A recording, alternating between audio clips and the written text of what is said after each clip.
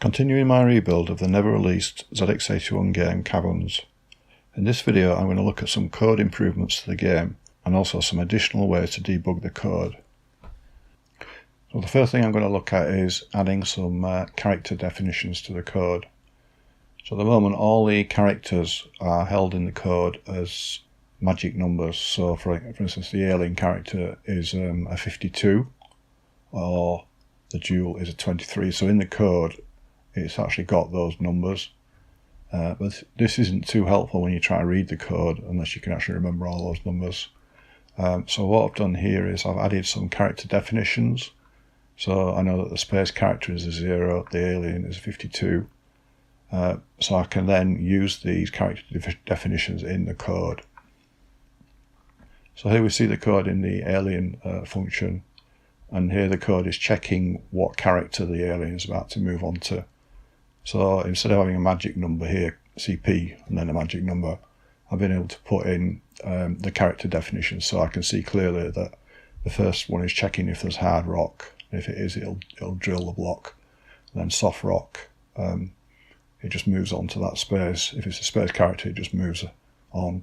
If it's a dual, it moves on to the dual. So the code has become quite a bit more readable just by doing this. The second advantage of doing this is that it means I can now switch characters more easily. So say for example I wanted to use a different character for the dual, I could switch it in the definition file and then that would just work through the whole of the code instead of having to go through and change all the magic numbers. And following on from this, I might decide to use some user-defined graphics. So supposing I wanted the mithril to not actually just be an M character, I could create a character which would be output that might look more like mithril. So that's another advantage. So the second thing I'm looking at in this video is some improved debugging. So the C-Spec compiler has a debugger built into it, which is pretty good. And in a previous video I showed how to use db221 and db1 to force a break. So in this code, this is the event for the ship landing, and when it gets to the end of that, this event is called. So if I run that, this break will get called when the ship lands. So here you can see when I run the code, the spaceship has reached its landing point and the event for the landing has been called and it's dropped into the break, so it's broken at that point. So I can then look at the stack and look at the registers, see what's going on, look at the flags as well, see what's going on in the code, to try and figure out what might be the problem if I had a problem in that piece of code.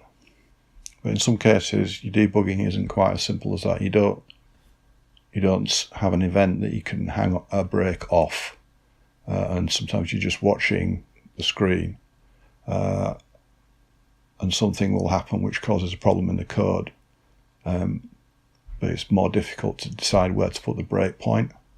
So thinking about this, the problem is really a lack of visibility in the code.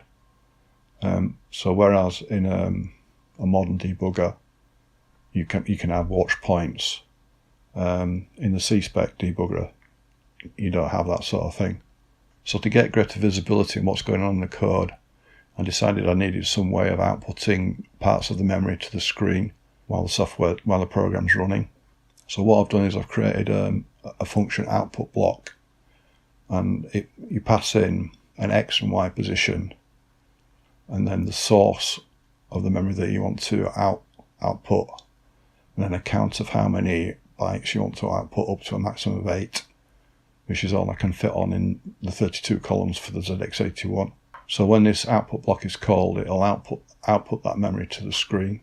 So this simply works in a loop. It just outputs one character after another using the print ZX81 character routine, and that prints the character to the screen at the chosen X and Y position. So supposing I want to output my global variables area to the screen, I tell it that HL is the current screen, which is the location of the first global variable, and then I want to output 8 characters, and then I call the output block function that I've just mentioned, and that'll print these memory locations to the screen. So while having just one block of memory output of the screen is useful. In the code I've actually got quite a whole bunch of different areas that have memory that I want to watch for certain things. So in this code I'm trying to debug a problem I've got with sprites.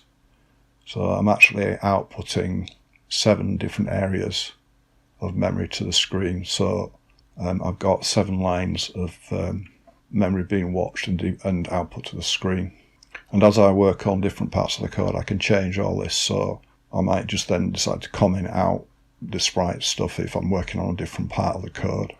And then because I don't want these debugs to show all the time, sometimes you actually do want to just run the code and see what's going on. I've got show debugs flag, which initially is set to 0. If it's set to 0, then the debugs are not shown, but once it's set to 1, these debugs will then be shown. So the way I turn on the debugging is in the menu. If the user presses the U key, it turns on the debugs. So at that point I'll load into A1 and I'll put that into the show debugs flag, and that, just to show me that I've done something, will output the inverse H character to the bottom left hand corner of the screen. So to show all this running, if I run up my Caverns program and start the game, first of all the spaceship stops at the where it gets to the end of its landing strip. So you saw the brake running there, and then if I go back to the menu and press the U key, you get the H indicator to show that I've pressed turn on debugs. And now when I run the code, I'm getting the debugs showing down in the bottom part of the screen. And on the brake, stop the code so I can see what's going on in the memory locations when the spaceship has stopped. The further thing I've done is add a counter to, in this case, where the counter to how many times the sprite code has been called. So you can see the counter counting up. So supposing I have a problem sort of 2 minutes into the game, I can watch this counter to work out roughly when the problem is going to occur and just stop the code before that. So I think that'll be quite useful in tracking down some obscure bugs. And I've also got a number for the actual sprite that's being worked on at that point as well. So looking at the sprite code, I can see if I'm working on the ship sprite, for instance, I load in A as 1, which is for the first sprite. For the tank sprite, I'm loading in 2 for the tank sprite. And then if I look into move sprites, here it writes the A into the current sprite memory location, which I can see on my debug area where I'm debugging the memory locations. In the previous video I looked at comparisons of the C-spec running speed with the actual next, and I looked at the speed that the next running at both 50 and 60 Hz on the screen, and I could see that the game wasn't running at the same speed.